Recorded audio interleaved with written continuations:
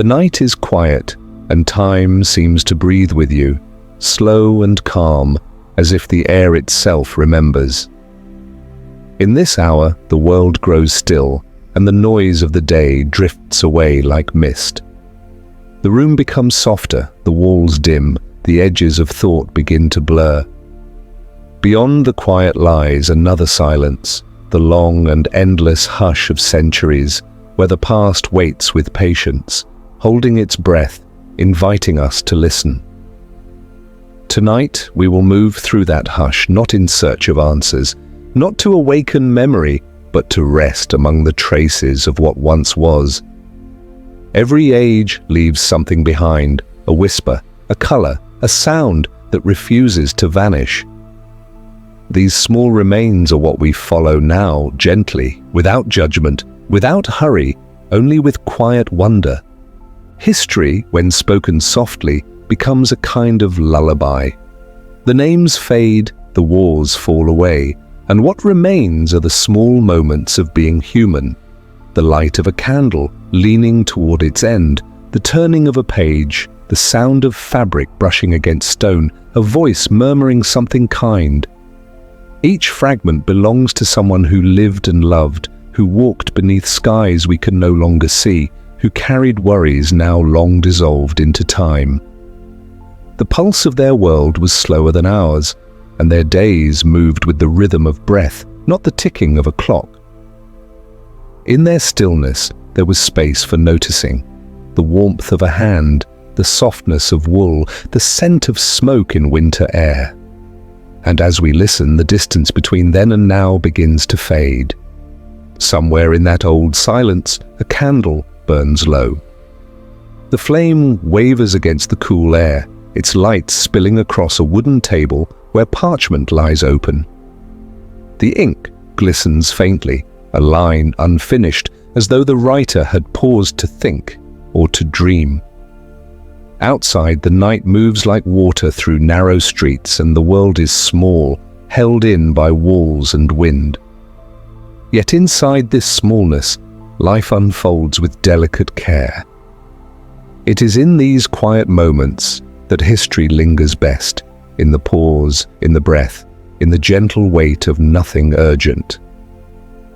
You can almost hear it, a rhythm not of noise but of time itself, turning. The people of those centuries did not rush. They watched the sky, the growth of seasons, the slow bending of light across stone.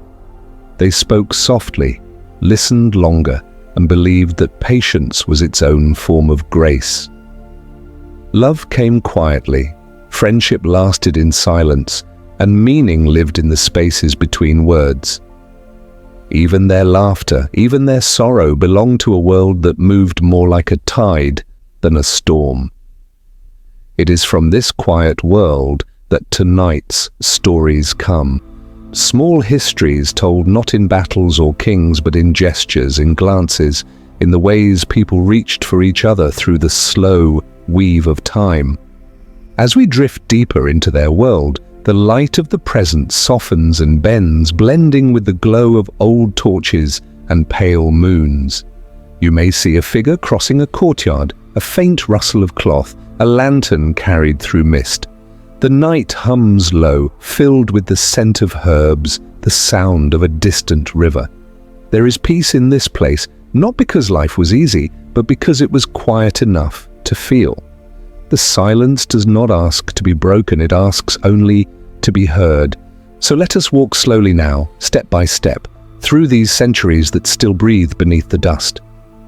The walls rise high, the air grows cool, and shadows stretch long across stone floors.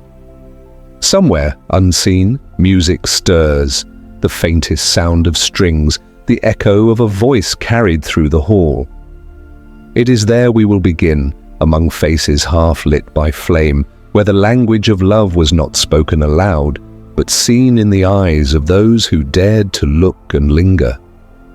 In their gaze, we find the first story waiting.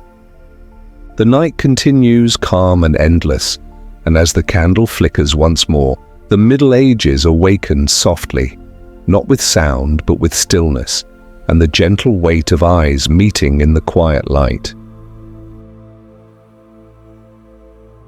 the quiet eyes of the Middle Ages. The candle flickers low, and its faint glow touches the curve of a face, a quiet reflection of another time. The Middle Ages open like a page worn smooth by centuries, its ink faded, its edges soft.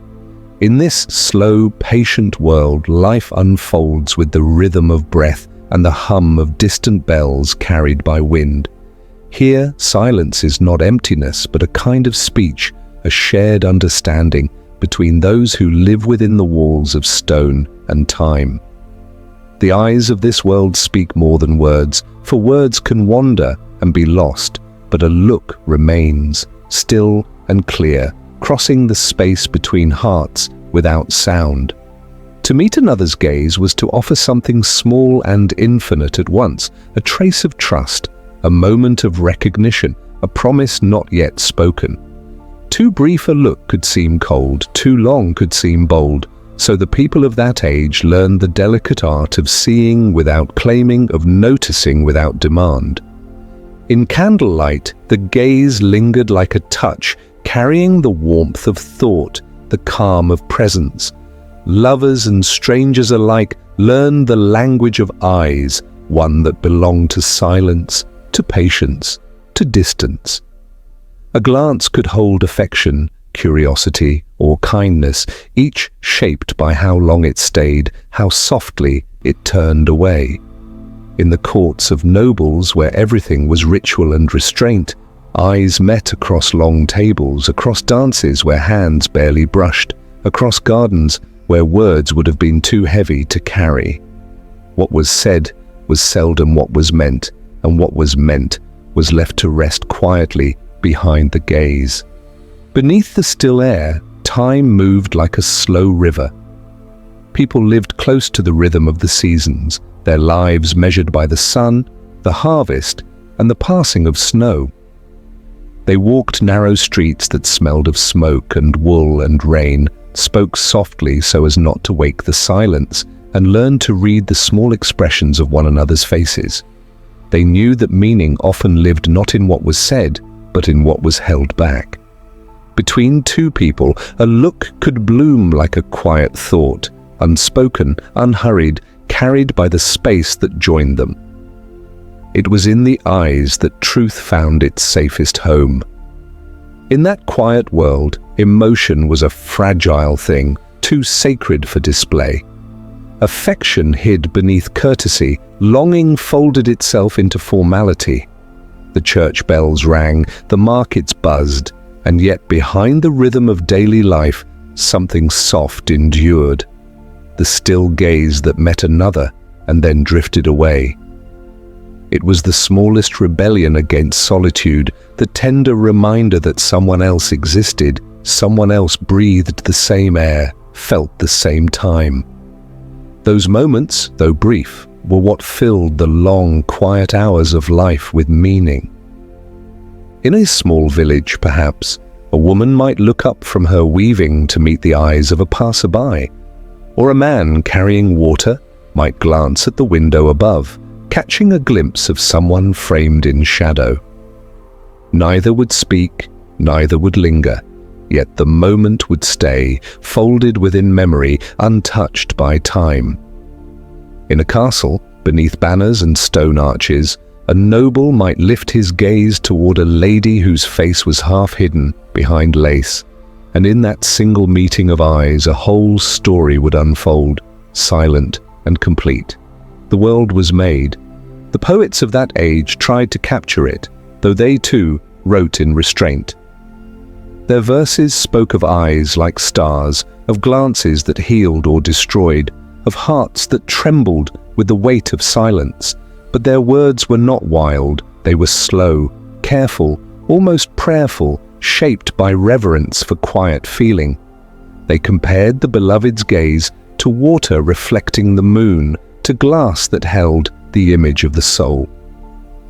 And though centuries have passed, those lines still echo softly, as though the ink itself remembered the calm of that time.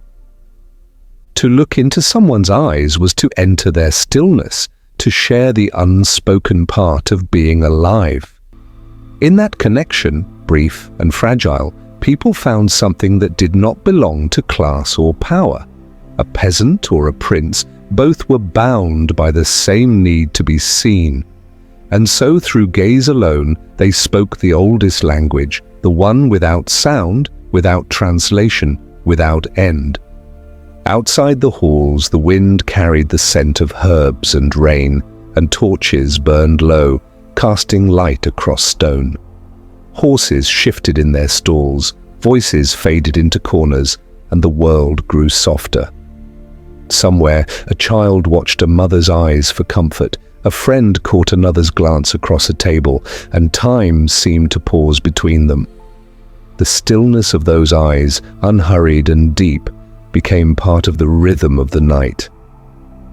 And in that rhythm something eternal stirred, the quiet understanding that though centuries pass, though names and empires fade, the gaze of one person meeting another remains unchanged. It is the thread that ties us to them, the bridge between what was and what is. We too know the silence of looking, the pause before speaking, the warmth of being seen. The Middle Ages, in all their solemn quiet, were not without tenderness. Beneath the stone and ritual lived hearts that beat softly, that yearned gently, that spoke in the only way time allowed, through the eyes. And so the world of that age was not as far as it seems. It breathes beneath our own, slow and steady, waiting to be noticed again. As the candle burns lower, its light falls across another face, and for a moment, the centuries fold together. The gaze of the past meets ours, still, calm, knowing. Outside, the wind moves through the grass, and the sound of it feels like memory. The night continues, patient and unbroken, carrying us onward toward the next quiet story, where scent and time begin to mingle, and the world of fragrance awakens once more. Fragrance and simplicity. The night deepens, and the air of the old world carries a scent faint and familiar.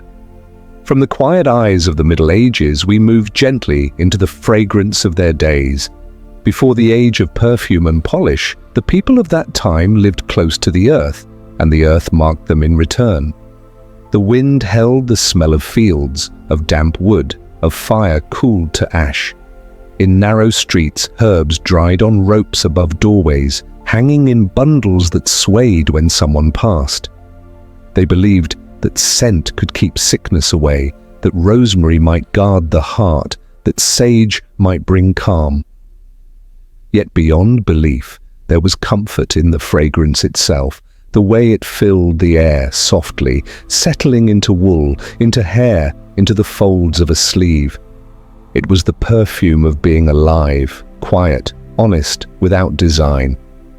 When morning came, smoke from the hearths curled through open windows. The scent of bread baking, the sweetness of grain, the warmth of the first fire of the day. These were the gentle beginnings of each hour. The air was alive with small things, the smell of water drawn from a well, the faint salt of sweat after work, the sharpness of iron. People did not separate the clean from the real, for life and its scent were one. To live was to carry the world upon the skin. Women in cottages and noble halls alike gathered herbs at dawn, their hands brushing through fields of green. Lavender, thyme, mint, and marjoram grew side by side, their fragrances mingling like quiet music. These herbs were not luxuries, they were companions. They were boiled in water, hung in rooms, burned to fill the air with comfort. Some carried small pouches of them, sewn from scraps of cloth, tied at the wrist or worn close to the chest. The body became a vessel for scent, a moving memory of garden and soil. For those who could afford it, there were pomanders, small silver or brass spheres filled with dried flowers and spice. They hung from belts, swung gently when walking, or were held close in crowds. Each pomander held its own story, its own small world of scent. Inside there might be cinnamon bark for warmth, orange peel for brightness, cloves for courage, or amber for peace. When the air was heavy or foul, they lifted the sphere and breathed, letting the fragrance steady them. It was a simple ritual, a quiet gesture of care. The world smelled different then. The absence of machines, of smoke and oil, left the air clean in its roughness. Rain had a weight, wind had texture, the scent of animals and wood and linen carried meaning. To love someone was, in part, to know their scent. The way wool warmed by their bodies smelled in winter, the way their hair held the air of summer fields. Affection lingered not in words but in breath, and memory, when it came, did so through the senses first. Long after a face had faded in the mind, its scent remained. In great houses, servants washed floors with herbs, crushed leaves into water, scattered flowers to soften the air. In markets, merchants sold powders and oils, though few could afford them. The rich burned incense in brass bowls, watching the smoke rise like thought, slow and curling. They filled their rooms with petals dried in the sun, and yet, beneath all their effort, the fragrance of life was still the same. The scent of people, of earth, of living things enduring the same air. There was beauty in simplicity. The act of cleansing was slow, unhurried, done not for vanity but for calm. To wash one's face in cool water steeped with mint was a quiet morning blessing. To comb hair perfumed with crushed herbs was an evening kindness. Even in places of labor, in fields, in workshops, in kitchens where fire never ceased, scent wove through every movement. Smoke, bread, iron, sweat, all mingled, each essential to life, each part of the same human fragrance that time itself could not erase. At times, scent became memory's keeper. A woman might remember her mother by the smell of rosemary and linen, a man his father by the scent of oiled leather or wood shavings. Lovers left traces of one another in scent alone, the faintest echo of what was shared. It was said that a handkerchief kept near the heart could carry the warmth of its owner even when far away. And perhaps it was true, for in those days the boundary between body and world was thin, and the air remembered what it touched. The people of that time did not name fragrance as we do. They did not call it floral or earthy or sweet.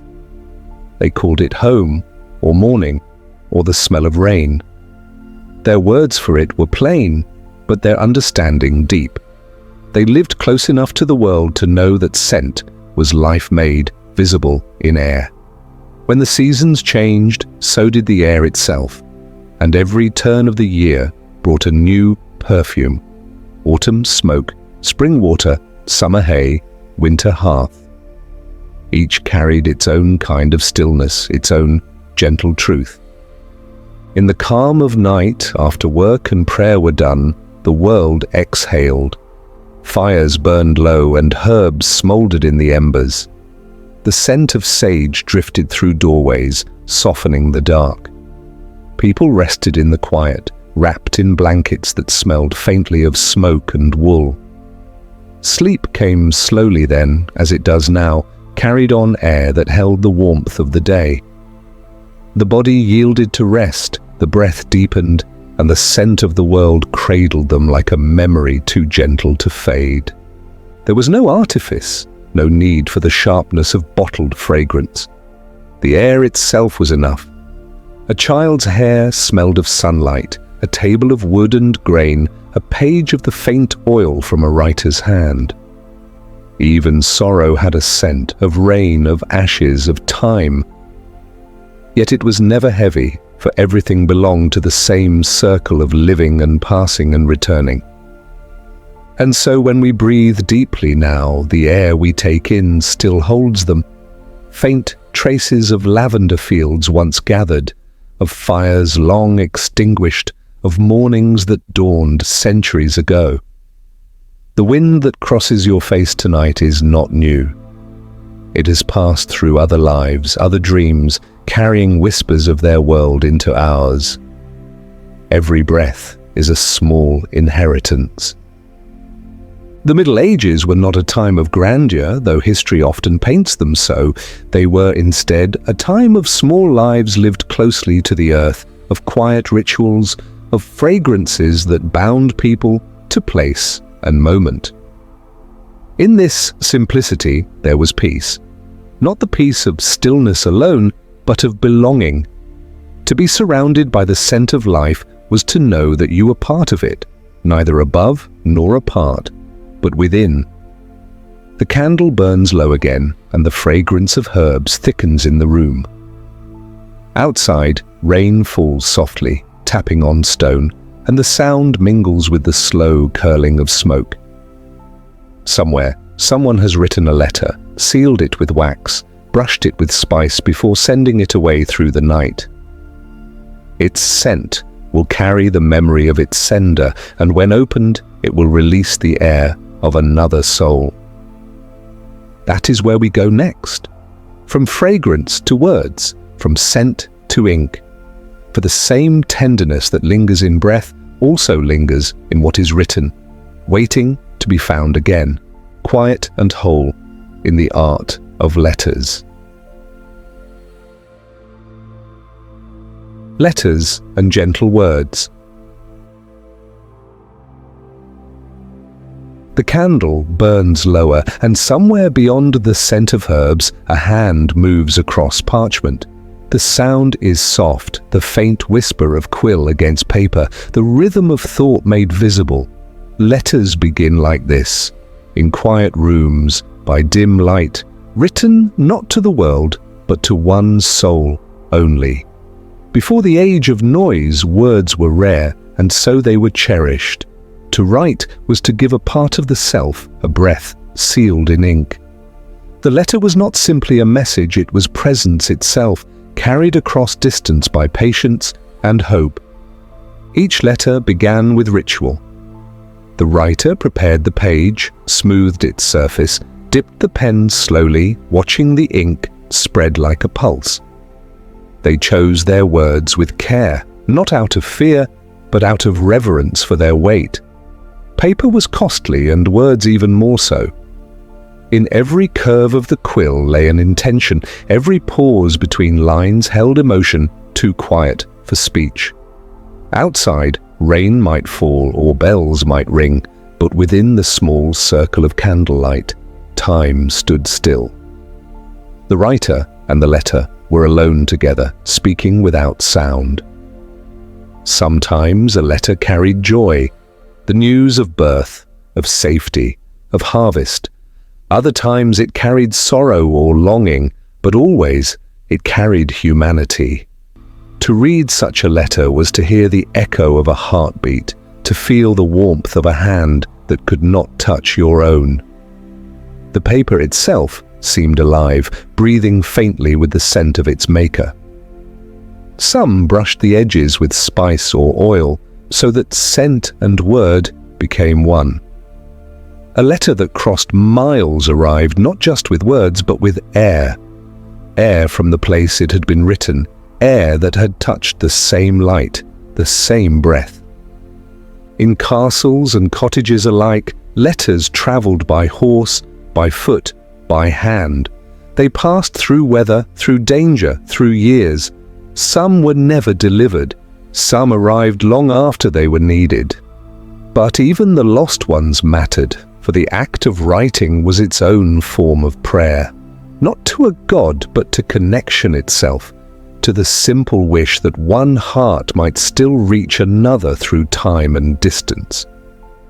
When a letter was opened, the world paused, the seal cracked softly, the wax breaking like silence undone. Inside lay the shape of thought, carefully folded, creased by fingers long gone. Readers leaned close, holding their breath, as though afraid to disturb the words. In those moments, distance disappeared. Two people met again, not in body but in spirit, joined by the same quiet that had birthed the words. There were no envelopes, no stamps, no hurried messages. Each letter was singular, complete, a small world of its own.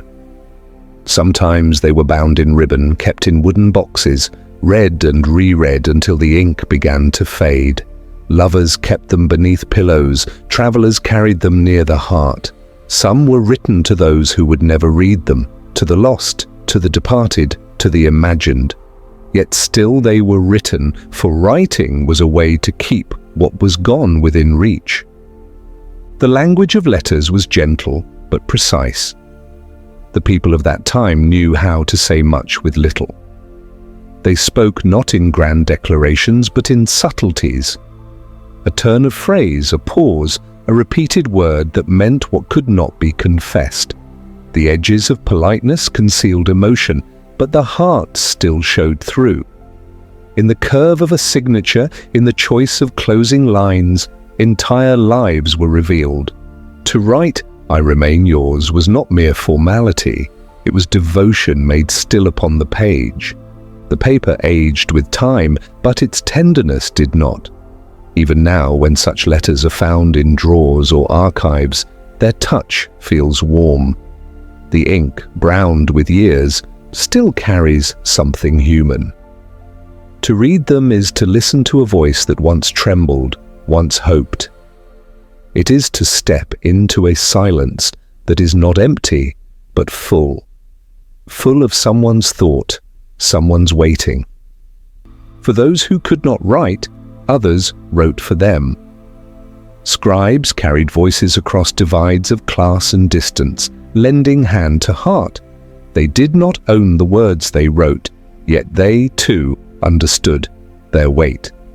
In monasteries, monks copied letters not of doctrine, but of life, preserving the small joys and griefs of their time. In towns, merchants dictated, lovers whispered their phrases to be shaped by another's pen. And even though the voice changed hands, its truth remained intact. For sincerity does not. At times, words failed and silence had to take their place. But silence too was part of the letter. The empty spaces between lines were where the soul breathed. A pause after a sentence could mean regret or tenderness or uncertainty. A page half filled could mean restraint or sadness, or simply that what needed to be said could not yet find form. The best letters did not explain, they lingered. They left room for the reader to feel their way through the quiet. The beauty of the letter lay not only in what it said, but in what it carried. It held the weight of waiting, the ache of distance, the patience of hope. Days, weeks, sometimes months passed before an answer returned. And when it did, it was not instant joy, but a slow unfolding. Each reply was read slowly, folded carefully, kept safe. The exchange of letters became a rhythm, a heartbeat stretched across time, never hurried, never loud. Even in endings, letters found gentleness. Farewells were written with care, not final, but accepting. Until we meet again, they often said, even when meeting was impossible. The act of saying it made it real enough. The letter ended as it began, in quietness, in trust. The ink dries now and the candle burns to its base. The writer sets the quill aside, folds the page, seals it with wax. Somewhere far away, another candle will one day burn to read it. Another set of hands will unfold the same lines. Another silence will break, just long enough for a voice to pass through. That is the journey of words, from one heart to another, carried not by speed but by stillness. And as the night holds this moment in its breath, the air fills once again with the faintest scent, cinnamon perhaps, or lavender, the memory of the writer's world. The fragrance lingers around the wax, around the ink, around the thought itself. What began as a whisper of scent has become a whisper of sound, and what was once breath becomes word. From here, the path continues from words to gestures, from language to touch. The story of love will soon move beyond the page into the world of small tokens, the ribbons, the colors, the gifts that spoke where voices could not. For in every age, tenderness finds its form, and in this one, it begins to take shape again. Gifts and tokens. When words grew too heavy to write and silence became too wide to cross, the people of the past found other ways to speak. They gave instead of said. They learned that meaning could live inside objects, small enough to hold in a hand, yet vast enough to carry a heart. These were their tokens, ribbons, rings, carvings, flowers, things simple and brief, yet endless in their quietness. To give something was to offer a part of the self. Not grand, not loud, but true. A thread from a garment, a sprig of dried lavender, a coin kept warm in the pocket. Each became a promise of thought. In these gestures there was no need for explanation, for the gift itself spoke. Its weight, its texture, its scent, all said what words could not. I have thought of you. I have remembered you. You are part of my day. A ribbon was among the simplest and most common gifts. It could be tied around a wrist, a lock of hair, or the handle of a satchel. To receive one was to be seen, to be chosen quietly. Red meant warmth, blue meant calm, green meant hope. The colors carried emotion long before words claimed to. And though the dye would fade, the meaning stayed. Ribbons were kept in drawers, sewn into sleeves, or pressed between pages of books. When fingers brushed them years later, the memory would stir again, faint but alive. Some offered small carvings, tokens of wood or bone, shaped by hand and patience. The figures were simple, but filled with care. A bird, a leaf, a hand, a flame. They were carried in pockets, placed under pillows, or left where another might find them. To carve something was to spend time, and time was love made visible. Every stroke of the knife was a thought. Every smooth surface was a wish for peace. Others gave their color, a small piece of fabric, a thread from a garment, worn or tied to another's arm. To wear someone's color was to carry them silently. It meant loyalty without demand, affection without claim. Across fields and halls, these colors shimmered like fragments of human feeling, soft against the skin, strong against forgetting. The people of that age did not measure gifts by worth, but by weight of intention. The poorest might offer a feather or a stone, polished by hand, while the wealthy gave rings or beads of glass. Yet both meant the same, for the meaning was not in the object, but in the giving. To choose something and let it go, that was the gesture that mattered. In that release, love found its truest form. In quiet villages, lovers met at dawn or dusk and exchanged small tokens beneath trees or near the edge of rivers. They did not speak long. The world did not need to know. A touch, a smile, the passing of something from one palm to another. These were the ceremonies of the heart. Then they parted, often without a word, carrying the moment in silence. For those separated by distance, tokens traveled with letters, folded between pages or hidden within.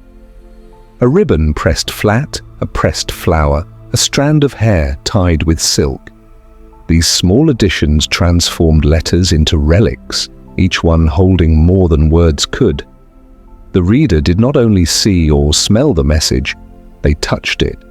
They felt the texture of another life, the softness of someone else's care. Some gifts were meant to last, others were meant to fade. A flower, for example, was both the most fragile and the most human of all gifts. To give a flower was to acknowledge time, to accept that beauty and loss walk side by side. The petals would dry, the color would dim, but the act would remain. Flowers were the language of impermanence, a reminder that what is brief can still be full. Children too gave gifts, a smooth pebble, a piece of string, a bundle of wild grass, offered with open hands and laughter. In those simple acts, the world remembered its innocence, for even the smallest offering carried the same weight of love as the grandest.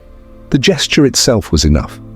And sometimes the greatest gifts were those never given at all. The things one kept, not out of selfishness, but out of reverence. A letter never sent, a trinket never passed along, a flower kept until it crumbled. These quiet refusals were also a kind of devotion. They said, "I have loved, and that is enough." In noble courts, gifts took on ceremony, rings of silver, embroidered gloves, tokens marked with family crests. But beneath all the polish, the meaning remained humble. When two people exchanged such items, they bound not contracts but intentions. They promised to remember, to wait, to endure. In the hush between words, the exchange became sacred, not by decree but by feeling. Beyond love, gifts were given in friendship, in gratitude, in peace. A loaf of bread left at a neighbor's door, a jug of wine shared at dusk, a candle offered to light another's path. These small kindnesses shaped the fabric of their days. Life was not measured by what was owned, but by what was shared. To give was to acknowledge that no one stands alone. Even in times of war, soldiers carried tokens from home. A piece of ribbon, a coin, a carved charm. They held them close in the noise, reminders of silence. Some carried them into battle, others wore them hidden beneath armor. When fear came, the touch of that token steadied the heart. It was not protection in the physical sense, but in the human one, a reminder that someone somewhere still waited. The people of that world knew that nothing lasts forever, and so they gave as if to defy time. Every gift was a way to mark a moment, to say, "This happened, we were here." They did not seek permanence, they sought presence. And presence, they learned, was enough. Now the night stretches long and the fire burns low. Somewhere, a ribbon lies forgotten in a drawer, a flower pressed between pages, a carving smoothed by touch. Each one still hums softly with the memory of hands that once gave it. They are not gone. The world has simply folded them into its breath. And if you listen closely, you can still feel their quiet exchange, the pulse of giving, the rhythm of care, the calm that lives in letting go. These were the gifts of that time, as gentle as they were true. Outside, music begins again, faint and slow. The night fills with the murmur of strings, the rhythm of soft steps upon stone. The air stirs, carrying not words now, but movement. The gifts have been given, the tokens passed, and the people begin to dance. The rhythm of dance. The gifts have been given, the ribbons tied, the air filled with the faint perfume of time. Outside, the evening deepens, and somewhere a lute begins to play. The sound is soft, almost hesitant, a ripple of notes moving like water across stone. One by one, footsteps gather in the hall. Lanterns are lit, shadows stretch long against the walls, and the rhythm of dance awakens. In the old world, dance was not display, it was communion. It was the body remembering what words forgot. The people of those nights did not dance for spectacle, but for balance.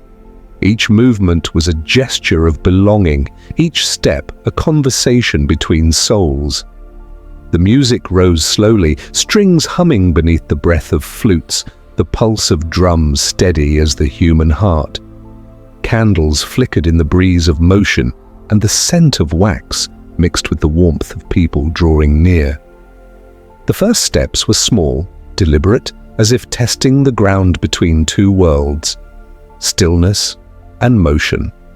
The dancers moved in patterns taught by generations, repeating what others had done before them. Circles, turns, hands that met and released. To hold another's hand, even for a moment, was to enter the oldest kind of trust. The rhythm carried them beyond the present, into something timeless, a memory their bodies seemed to know without learning. Every movement was quiet, measured. Silk brushed wool, footsteps echoed like gentle rain. Faces turned toward one another, not in hunger, but in recognition. To dance was to say, "I see you, I am here. We share this brief rhythm of being alive." No one led, no one followed. The music was the guide, and everyone simply became part of its slow unfolding. As the dance deepened, the world outside faded. The sound of the sea, the wind through the trees, the night itself began to move in time. Torches bent with the current of motion, their flames stretching and bowing. The air shimmered with the warmth of many hearts keeping pace together. There was no rush, no desire to impress. The goal was not perfection, but presence. Every mistake folded gently into the rhythm, forgiven by the music, forgotten by the moment. Sometimes the dance was shared between two, slow and close, without words. A glance, a turn, a step away and back again. Between them flowed the language of trust. No need for speech, no need for thought. The music carried what they could not say. The space between their hands filled with something invisible yet real, a pulse shared between two bodies breathing as one. Around them, others moved in wide circles, pairs weaving in and out, creating a slow tapestry of motion. Light slid over skin, shadows rippled across faces. The room became a living thing, breathing with rhythm. The floor creaked softly, the walls held the sound as though they too listened. Somewhere, someone laughed quietly, not out of joy alone, but out of wonder, that something so simple could feel so whole. The musicians played on, their eyes half closed, their fingers finding old songs without need for thought. These were tunes passed down through memory, melodies shaped by countless hands and hearts. The sound was not polished, not perfect, but alive. Each note lingered like a sigh before falling into silence again. And in that ebb and flow, the dancers found their peace. There was something sacred in the balance, the way the body gave and received, the way motion created stillness inside. When the heart matched the beat, when the breath matched the bow of the string, everything aligned. For a brief moment, life made sense, not as a thought, but as a rhythm. In great halls, the noble danced in measured grace. In courtyards and fields, the common folk turned beneath the same moon. The difference was none at all. The ground beneath them, the night above them, both were equal.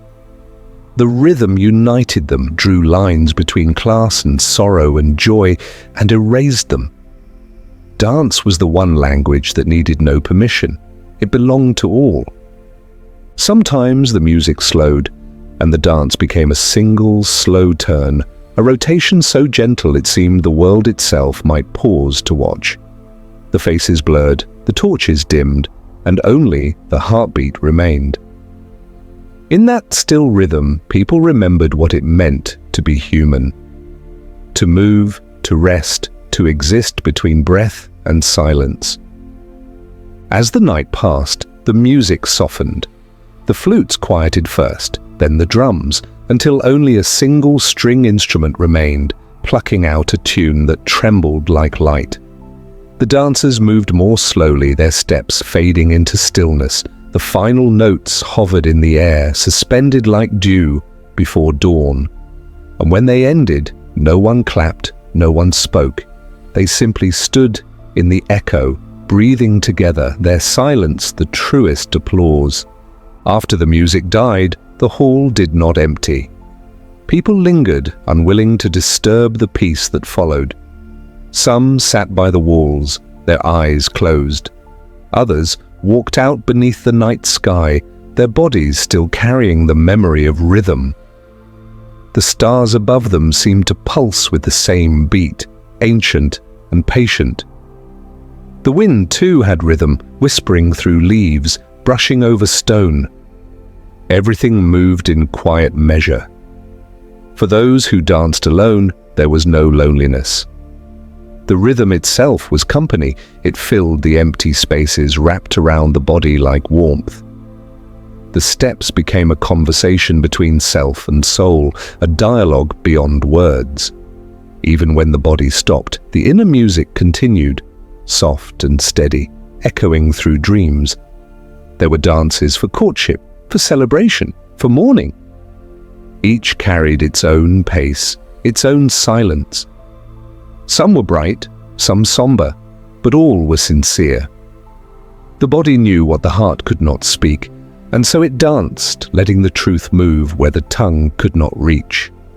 At times, when the moon was full and the fires burned low, people would dance barefoot upon the earth. The soil was cool beneath their feet, the night wide above. Their movements were small, unplanned, guided by instinct more than form. They became part of the ground, part of the wind. And in that joining there was a peace too deep for thought. Now the hall grows quiet again. The last flame flickers out, the air heavy with warmth and the scent of smoke. The rhythm has ended, but its echo remains, in the pulse of the wrist, in the rise and fall of the chest. The dance is over, but it is not gone.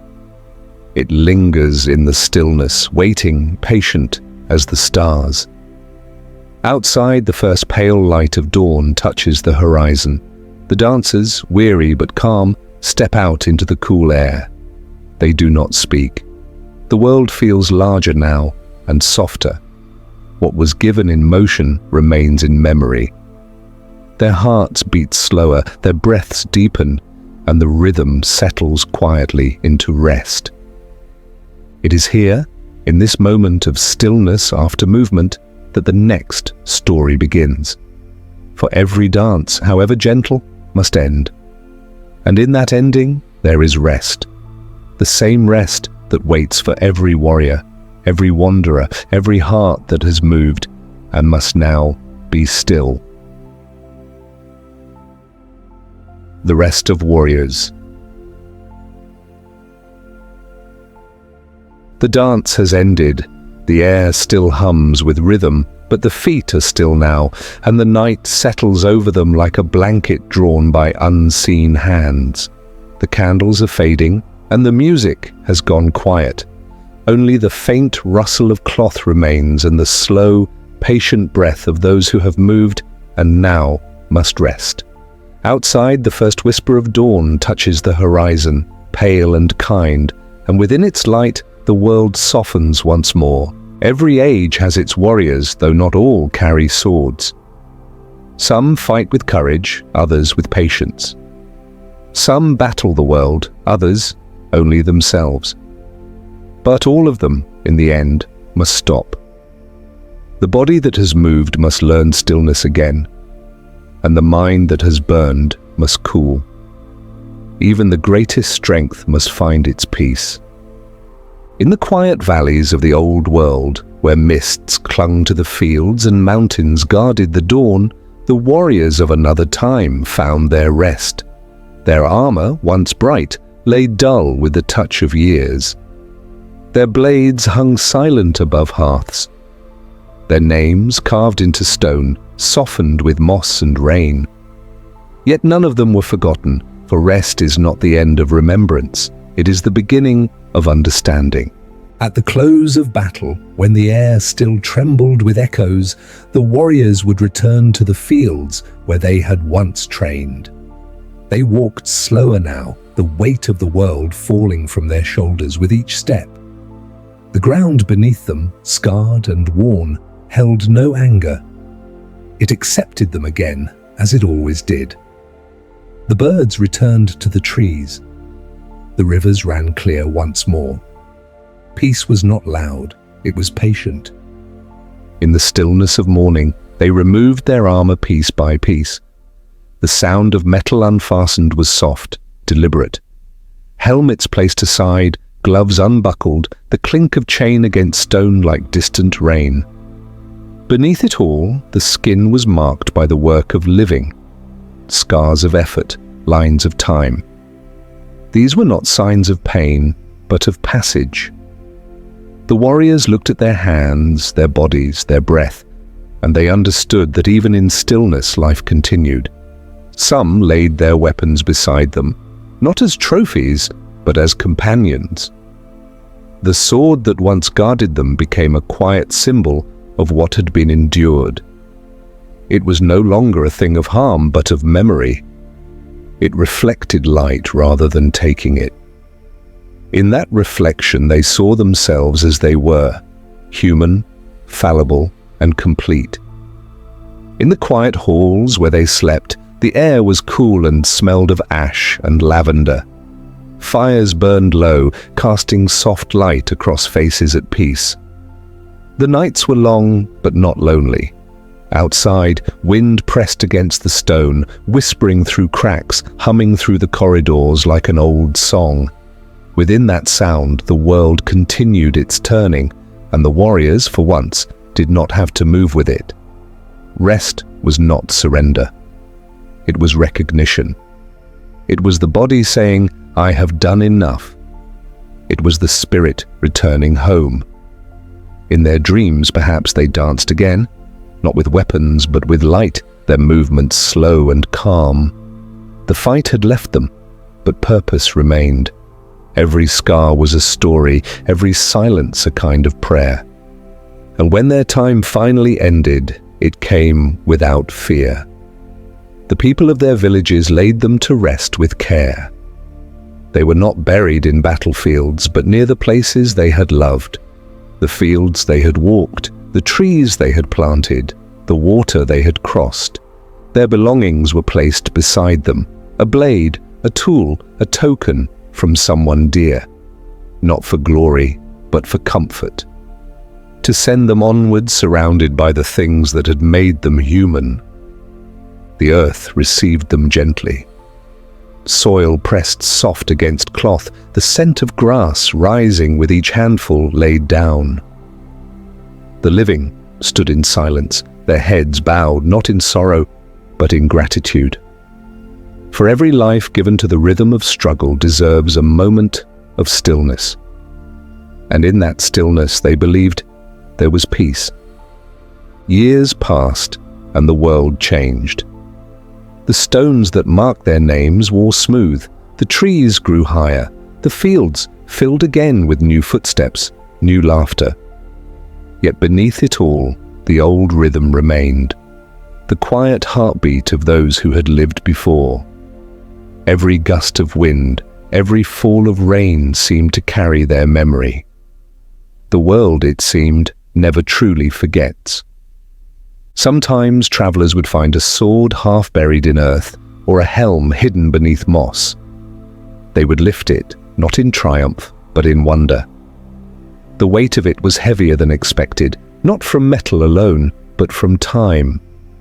It held the silence of years, the patience of soil. To touch it was to feel the past breathe faintly beneath one's fingers. And so, even the forgotten were not lost. In every village stories lingered, not of battles or victories, but of quiet acts. A man who spared an enemy. A woman who carried water through fire.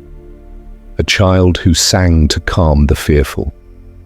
These were the true legends, the ones that outlived the armor.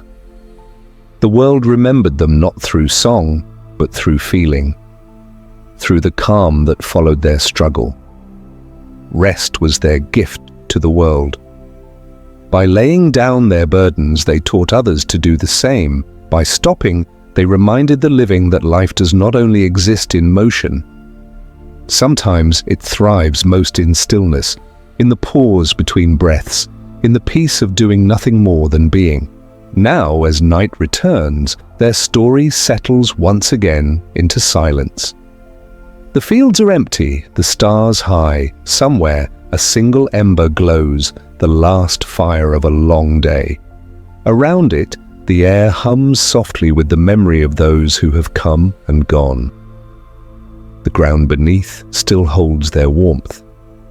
And perhaps as you listen, you can feel them too. The steady rhythm of those who fought, who loved, who rested. Their peace lingers in the breath of the world. It moves quietly through time, through you, through everything that lives.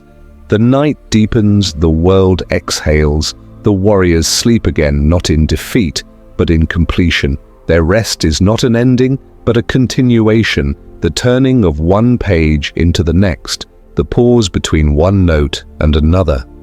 Far away, beyond the hills, the cities of light begin to wake. In one of them, across the water, masks are being lifted from their shelves.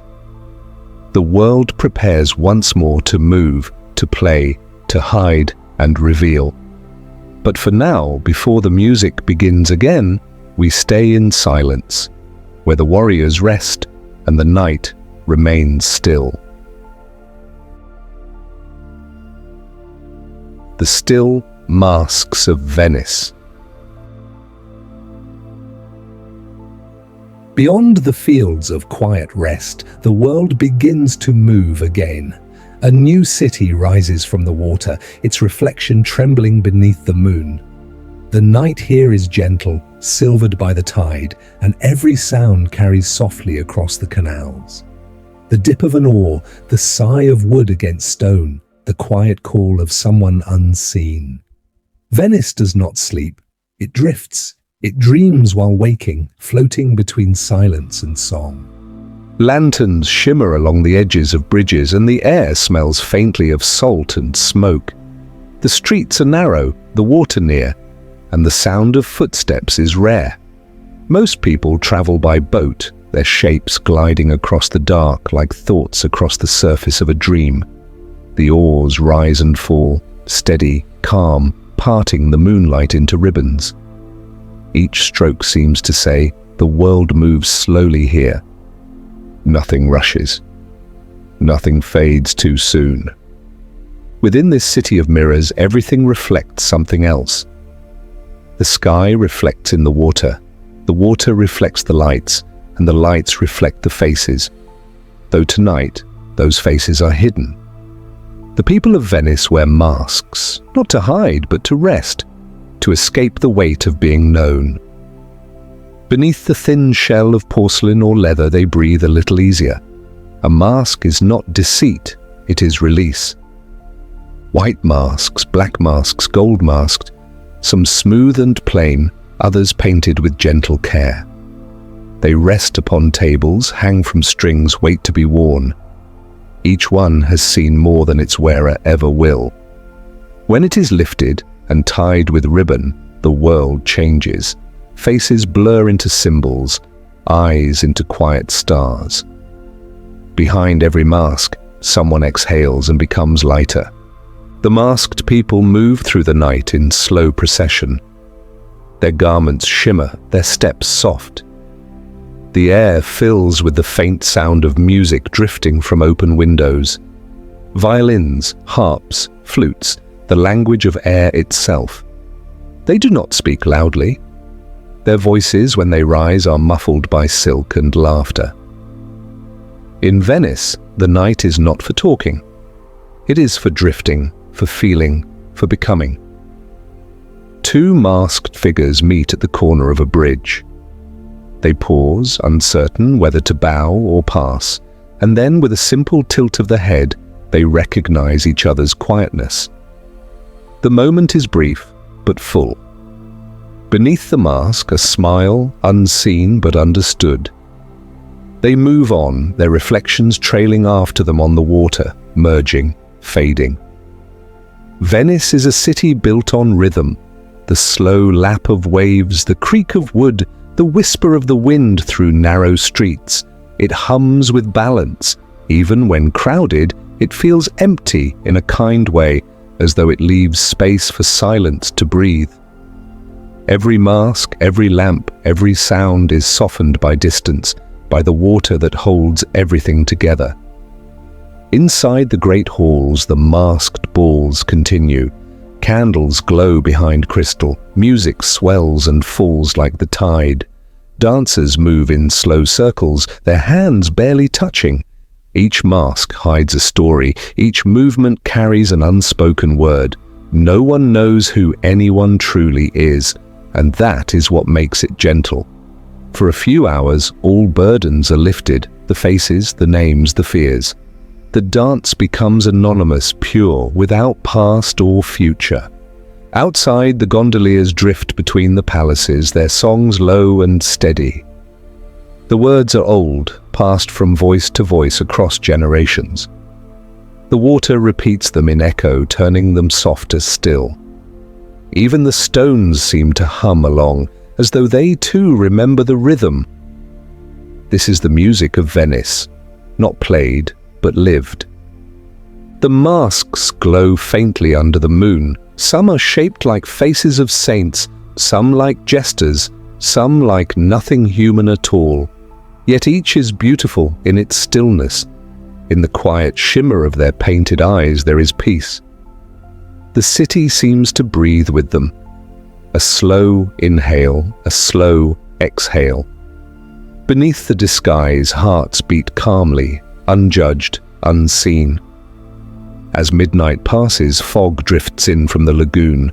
It wraps around bridges, hides the edges of canals, blurs the lights into halos. The world feels suspended, half here, half not. Somewhere, a bell tolls. Not sharply, but as though struck through velvet. The sound rolls across the city, through windows, through water, through air. It calls to no one, yet everyone hears it. And still the masks move. Some walk hand in hand, some alone, their footsteps barely audible. A woman adjusts her mask, its silk ribbon brushing against her neck like the whisper of time. A man stops to watch the water ripple beneath a bridge, his reflection and his disguise merging into one. All are both hidden and revealed, both themselves and not. The mask for this night is freedom. As the hours drift toward dawn, the music slows. One by one, the lights inside the palaces dim. The dancers pause, their bodies weary but content. The laughter fades to murmurs, the murmurs to sighs. Masks are untied, lifted gently away. Faces reappear, human, tender, unguarded. Some smile softly, some look away. The magic of not being known fades, replaced by the gentle ache of being seen again. Outside, the mist begins to lift. The first color of morning touches the water, turning it silver blue. Gondolas drift homeward, their oars quiet now, the city breathing again in its own rhythm. The masks, once alive with movement, rest upon tables once more. They will wait for the next night, the next song, the next need for stillness.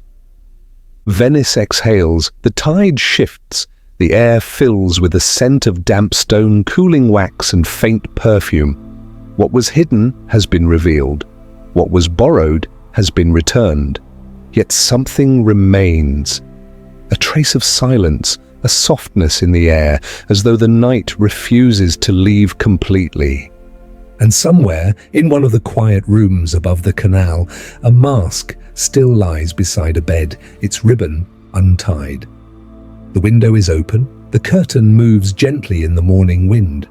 Light spills across the floor, touching the mask's blank face. For a moment it almost seems to breathe. The city sleeps at last.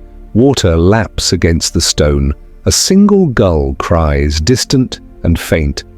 The night has ended, but its peace lingers. Every mask, every echo, every sigh, all dissolve into stillness. And as the last shadows fade, the silence that follows feels deeper than sound. It is not the silence of emptiness, but of completion. The kind that comes when even the masks themselves have closed their eyes. Soon, the festival will end, the crowds will leave. The laughter will turn to memory. But before that, before the return of noise, there is this moment. The quiet after beauty, the rest after motion, the peace that holds all things. Silence after the festival. The night has lifted, the masks rest in their places, the candles have burned to nothing, and the festival is over. Venice lies quiet beneath a sky washed pale by dawn. The water moves slowly, no longer carrying music, only the sound of its own breathing. The air is cool, and the world seems to have forgotten how to speak. In the still canals, reflections linger, faint colors of gold and red drifting like old dreams. Paper lanterns float against the stone, their light gone, their purpose fulfilled. A breeze moves through the empty alleys, carrying the scent of salt, candle wax, and faint perfume left behind by laughter. The silence that follows celebration is never empty. It is full of everything that has been said and everything that no longer needs to be. The streets are scattered with traces, a feather from a mask, a ribbon torn, a glove left behind. Each one tells a story of a night that has passed, of music that has stopped. The stones beneath them are damp with mourning, glistening softly as though they too are breathing out. The city, so alive only hours ago, now drifts in a kind of waking dream. A gondola slides through the narrow waterway, its oar dipping with measured grace. The gondolier hums, not a song but something quieter, the sound of habit, of rhythm without effort. The water folds behind him in slow ripples, closing without trace. His voice echoes faintly between the walls and then disappears into the open air. In a high window, a woman watches the mist lift. Her hair is unbound, her mask lies beside her hand. The night's paint still touches her lips, fading now, softened by sleep.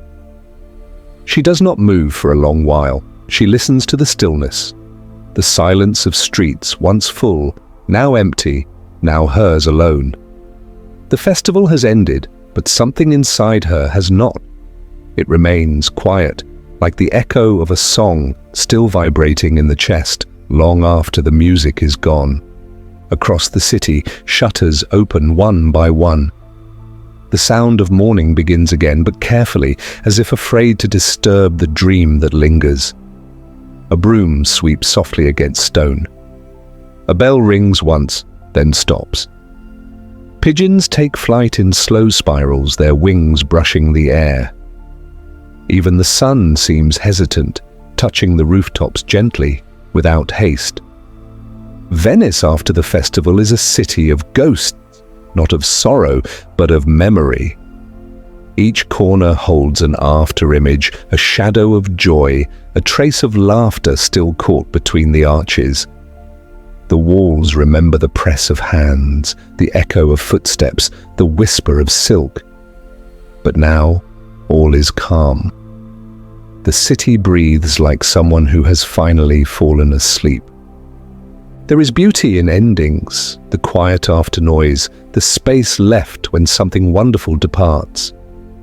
It is not sadness, only balance, for the heart cannot stay awake forever. Even celebration must rest, even light must dim. The silence after the festival is not loss. It is gratitude made still.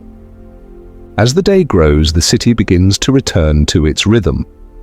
Merchants lift their shutters, boats carry fruit and bread, and life resumes slow and familiar. Yet beneath it all, the hush remains. The people move with softer steps as though part of them still drifts in last night's glow. They speak quietly, smile gently, their laughter half-whispered, as if afraid to wake something sacred still sleeping. In one of the squares, a boy finds a mask lying against a wall. Its ribbon is torn, its paint cracked. He lifts it carefully, turning it in the light. For a moment, it seems alive, its hollow eyes reflecting the morning sky. He does not know who wore it, what it meant, or what stories it held. But he keeps it anyway, tucking it under his arm as he walks away. The festival may end, but its spirit continues in small, forgotten hands. At the edge of the lagoon, the sea sighs, waves touch the stone steps in slow rhythm, washing away the glitter of the night before. The sound is patient, endless. The sea knows the rhythm of departure and return better than any city. It has seen all festivals end, all lights fade, and still it moves, still it forgives. The air warms, the light grows, the silence changes its shape. It is no longer heavy but light, like the breath of someone just waking. And within it lies a lesson older than music, that everything bright must dim, and everything dim will one day glow again. In the quiet heart of Venice, an old craftsman sits at his table. Before him lies a mask half finished, his tools rest in careful order. He does not rush. His hands move with the calm of years, tracing the same shapes his father once traced. The sound of brush on plaster is soft, steady, like the turning of time itself. He paints the lips, then the eyes, then pauses as though listening for something in the silence. Perhaps he hears the last echo of the festival, or perhaps only his own breathing. Either way, he smiles faintly and continues. Outside his window, the canal gleams. The day grows clear. The city has awakened, but its pulse remains slow. Every sound feels measured, every shadow deliberate.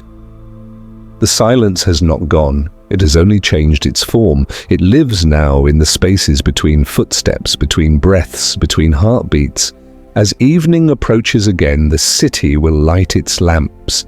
People will walk the bridges, speaking softly, remembering the night before. They will pass the same canals, the same stones, now washed clean by time. The music will return one day, but for now, the quiet remains. The silence after the festival is the breath between worlds, between what was and what will be. It holds no sorrow, only balance, only rest. It is the moment the world exhales, the pause before the next song. And in that pause there is peace deeper than joy itself. The masks wait in their boxes. The water reflects the first stars of evening.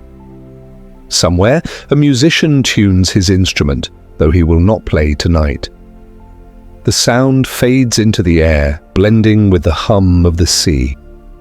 And for a time, long enough for the mind to still and the body to soften, there is nothing left to do. The city sleeps, the air holds, the silence breathes. The festival has ended, but in its silence, something continues. The pulse beneath all things, steady, patient, eternal. Beyond the canals, beyond the dawn, a light glows through a window in another world, a library waiting, its doors open, its air filled with dust and memory. The next story rests there, waiting to be found. The Library of Forgotten Days. Beyond the quiet canals, where water turns to mist and stone gives way to air, there stands a library that no one built and yet has always been. Its doors are open, though no one remembers when. Inside, the air is still, heavy with dust and the faint scent of paper, ink, and time. The silence here is not absence, it is memory breathing softly in its sleep. Light falls through tall, arched windows, pale and patient. It moves slowly across the shelves, touching spines of books that have not been opened, in centuries. Each one holds a life once lived, a thought once spoken, a moment once real. The air is filled with them. Whispers bound in cloth, dreams pressed between pages. They do not call out. They wait. The floor creaks beneath careful steps. Dust rises, shimmering in thin lines of light. Somewhere, far within, a clock ticks, not to mark time but to remind the listener that it still exists. The sound is faint, almost kind, each tick a heartbeat too tired to rush. This is the library of forgotten days. It is not made for learning, but for remembering. The books here are not catalogued or labelled. They lie where they have chosen to rest. Some are stacked neatly, others sleep half open on tables, their words frozen mid-thought. The air moves only when someone breathes, and even then the shelves seem to lean in, as if listening. A reader enters, though to call them that is not quite right. They do not come to learn, only to feel. Their footsteps are soft, their breath slow. They move between the shelves like one moving through a dream. The titles are faded, but the bindings speak for themselves. Leather cracked by age, cloth frayed, paper yellowed to the color of candlelight. Each book hums faintly, a vibration at the edge of hearing, as though still alive. When the reader opens one, the sound is like the sigh of an old house settling. Dust drifts from the pages in a soft exhale, carrying the scent of rain long past. Inside, the words are written in careful hands, the ink brown with years. Some lines are clear, others blurred by time. The stories tell of things once known: a field, a sea, a letter, a hand that once held another. They do not end. They simply fade the way memories do. The reader sits at a wooden table, its surface worn smooth by centuries of thought. They read slowly, not to finish, but to listen. The words rise and fall like breath. Each sentence feels like a step backward through time, each pause a small descent into stillness. Outside, there is no day or night, only the light that never leaves, steady as the calm between tides. Somewhere above, a ladder leans against a high shelf. Its rungs are cool to the touch, polished by hands that are no longer here. The books higher up are older still, their titles long gone. They are written in languages no one speaks, filled with letters that look more like constellations than words. To open them is to hear the whisper of forgotten worlds, kingdoms of thought, oceans of silence. The reader closes the book and rests a hand on its cover. The surface is warm, as though the story inside still breathes. They do not take it with them. They never do. The books of this place belong to no one, for they are not things to be owned, but to be met. Each one waits for a moment of recognition, for a breath that matches its rhythm. Once that happens, it goes quiet again, content to sleep. In the far corner, a candle burns, though no one has lit it. Its flame bends but does not flicker, glowing with the color of dawn. Around it, a circle of open books lies like petals, their pages turned by a hand unseen. The words upon them are faint, but together they hum in harmony, not a song, but a single thought stretched through time, that nothing is ever truly lost, only changed. The reader looks around and sees no one, yet feels the presence of many. The air itself feels alive, thick with lives remembered. Perhaps every breath of dust is a fragment of a name, every shadow the echo of a gesture. The library holds them all, not as stories, but as sensations. To walk its halls is to feel what others once felt, to live their quiet joys and passing sorrows for a moment, before letting them go again. Sometimes the silence deepens, and the sound of the clock disappears. In that space, even thought slows. The reader closes their eyes and the line between themselves and the library fades. For a moment, they are not separate. They are part of the same stillness, the same memory that binds everything together. The air grows softer now, the light dims, though it never truly darkens. Shadows blend into gold, and the books seem to breathe in unison, like sleepers turning in their rest. The reader rises, their chair barely making a sound. They trace a hand along the spines as they pass, each touch a goodbye or perhaps a promise to return.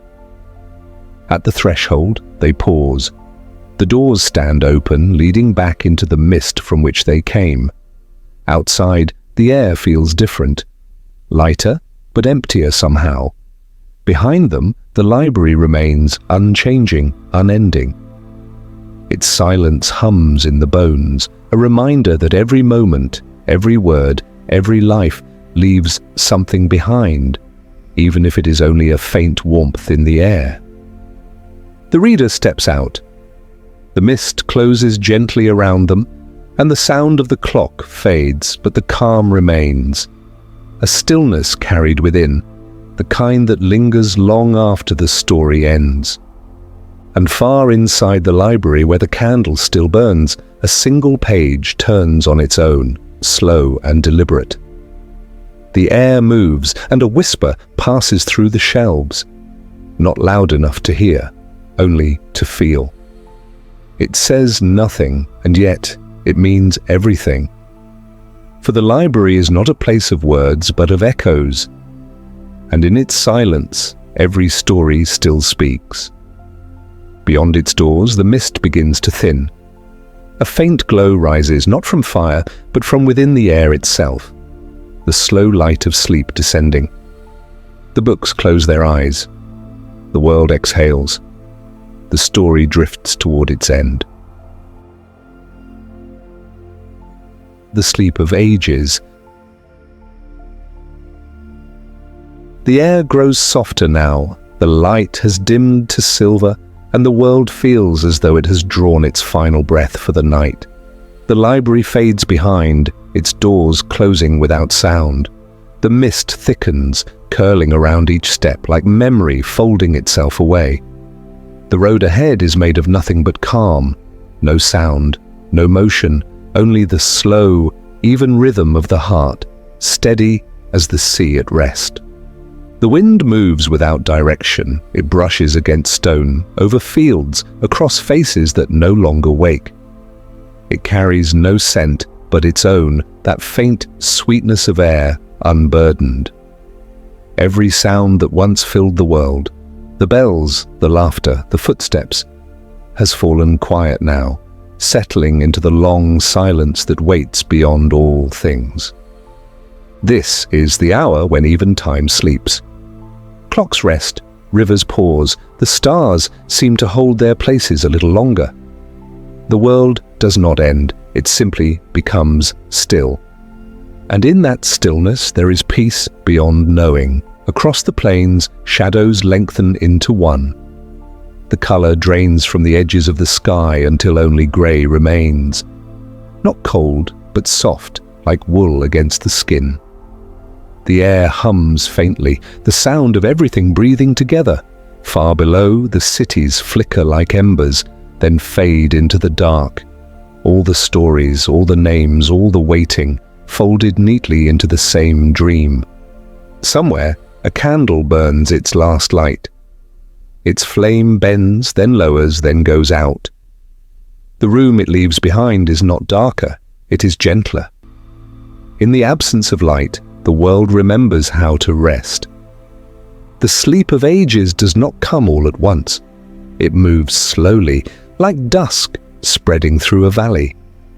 It touches first the smallest things, the leaves, the grass, the dust on the window, and then the hearts of those who have wandered long enough.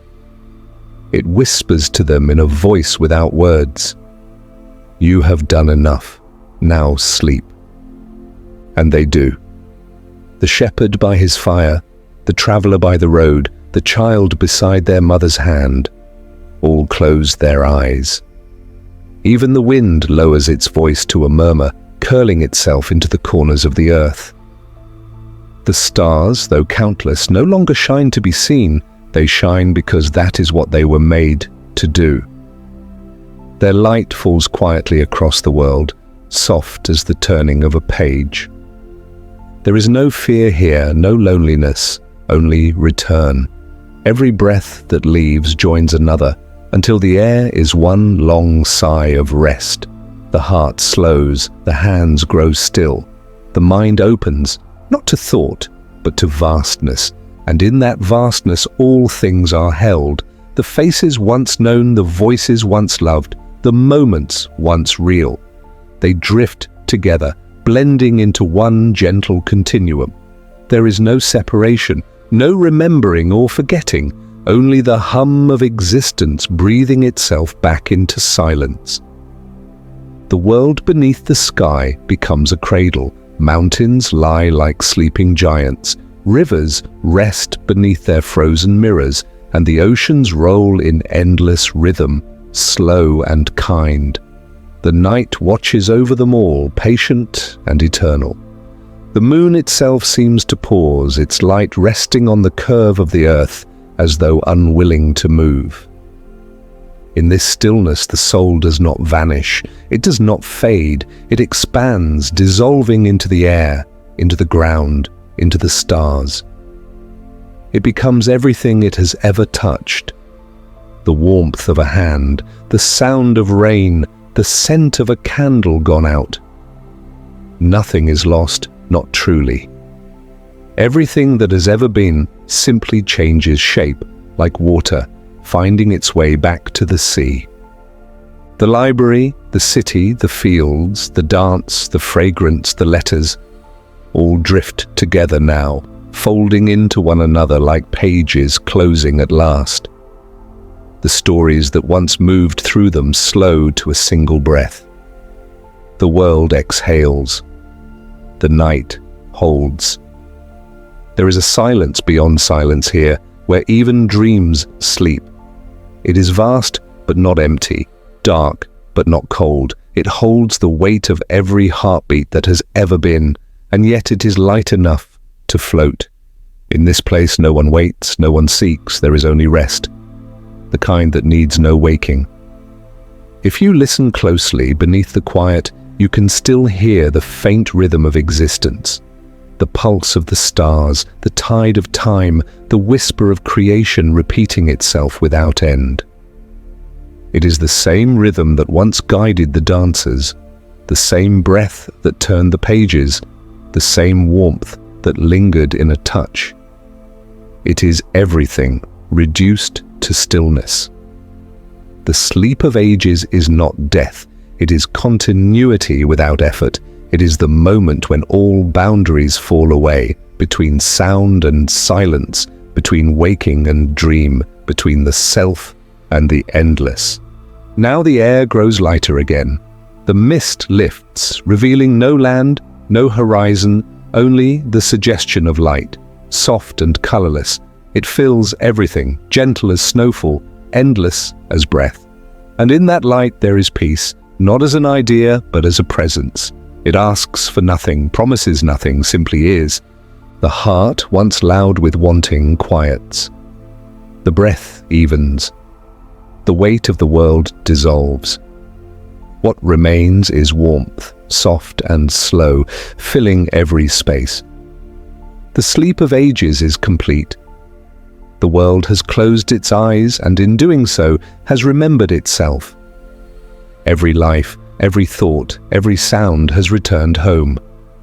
The light folds around it all like a final note held just long enough to fade. Somewhere, far away, a new dawn waits, but it does not hurry. It knows that rest must finish its course before the first light can rise. And so, for now, the night holds steady, endless, kind, full of quiet hearts asleep in its keeping. The story has ended, but the silence continues, and in that silence the listener drifts too, carried on the same breath that once moved stars and seas, The world breathes once more, deeply, slowly, forever. Sleep now. The night holds you. The ages rest with you, and all is well.